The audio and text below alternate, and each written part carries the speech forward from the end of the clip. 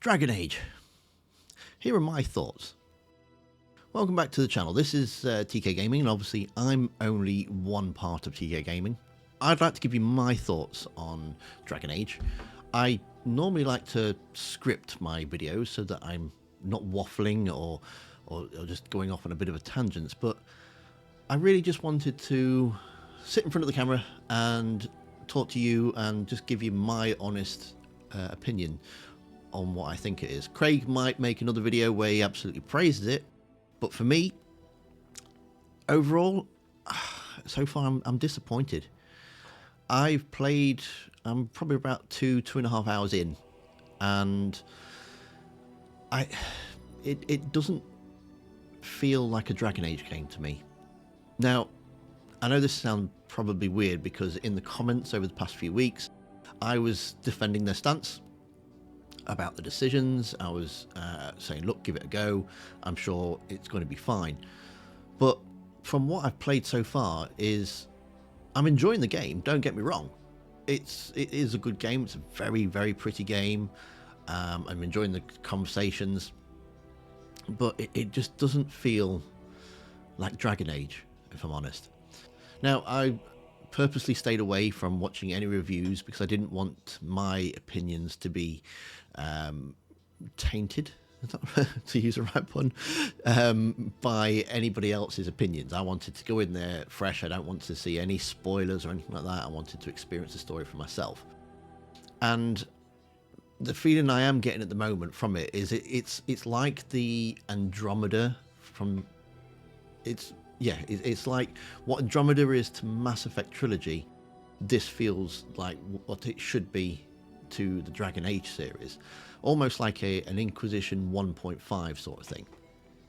And by that I mean that it almost is a direct continuation of the Inquisition story. In fact, probably could be better as DLC for Inquisition, because it doesn't feel like it is connected to the rest of the Dragon Age universe. For example, take the choices. There's 3 choices, and they all directly relate to Inquisition. Now, in the comments on the other videos that we've done on the channel, I was defending this. I said, look, if the story doesn't have anything to do with the rest of Ferelden, or who the king of Ferelden is, or if you save the werewolves over the elves, or what happened to Hawke, that sort of stuff, right? It has nothing to do with them, then they wouldn't bother coding all that in for it just to make no sense at all, because the story's nothing to do with that. I kind of got that, and I understood that, and I was completely on board with that. I thought, fine, if they're doing like a reset of the universe, if it's going to be its own standalone story, fine, I can completely accept that. But then there was one line that it did get to me. It annoyed me.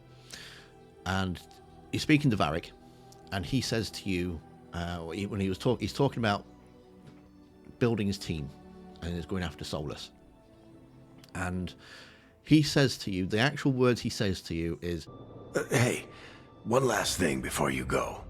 I've been racking my brain thinking of contacts who might help us with these gods. You got any ideas? Nothing. But being a leader isn't about having all the answers yourself. Now, Varric has been, since Dragon Age 2, there is Hawke, there's the Warden, there's Liliana, there's Cassandra, there is the Inquisitor, who is even in the game at some point. I've not met him yet. All these people that he knows and he's worked with over the course of these games, he couldn't think of anybody. And what it comes down to basically is because they could have different fates, like Hawke could be in the Fade, or Cassandra could be the Divine. Because you don't make those choices, he couldn't mention them. He couldn't say, oh, this person was doing this or this person was doing that. And I know that's a small thing, but it really disconnected Varric from the rest of his appearances. If we was talking to a completely different character, if it wasn't Varric, it would make more sense. But because it was Varric, it just felt off. As for the gameplay itself, I'm actually quite enjoying it, to be fair. The combat is a lot better than in Inquisition. I quite enjoying the combat, and that was one of my biggest worries. I thought that it was going to be too far removed from like the original games, and it is, to be fair, but that's the way that games are being made now. I can't go back to living in the past like that. But on the flip side of that, it doesn't feel like a Dragon Age game in that sense either, because it is just a lot of flashy light, flashy movements and quick movements and explosions and buffs, and really it could have been its own IP. It should have been its own IP. I've said this to a couple of people already off camera, that basically it feels like it's got all the ingredients of a Dragon Age game, but they don't have the recipe. So they're just going to stick it all in a bowl, stick it in the oven, and hopefully it's going to come out looking like a Dragon Age cake. But it doesn't. The levels themselves, whereas Dragon Age, you kind of get these maps and you can go and explore in these maps. Yeah, they might be contained. Obviously Inquisition was a lot more open world, but it still had the same feel about it. You could go where you wanted to go, and you could speak to people, you could interact with people. So far in the 2.5 hour playthrough that I've been doing, it's just corridors. You kind of start one corridor and you're fed down a corridor with a load of enemies to fight, and then you'll meet an NPC and they'll have a problem and you need to go and fight somebody else, or you go to the next little area and then you fight someone else. Yeah, you've got little side passages that you could go off and you can have a little bit of an explore, or you can find a different route, but essentially you are just going down one linear path. And that's quite disappointing as well. I mean, to Origins and that, they're small maps, but you felt like you were going to a place, and in that place there were people and there were things, and it was a small town, or it was a campsite, or it was something that was grounded within the reality of the world. I've spent 2 hours watching floating bits of rock. Everything is just floating, and that, yeah, I get it, there's an in-law explanation for it. We're into winter, that it's full of magic, and there's been an magic explosion, so everywhere's magic, but it just doesn't feel real.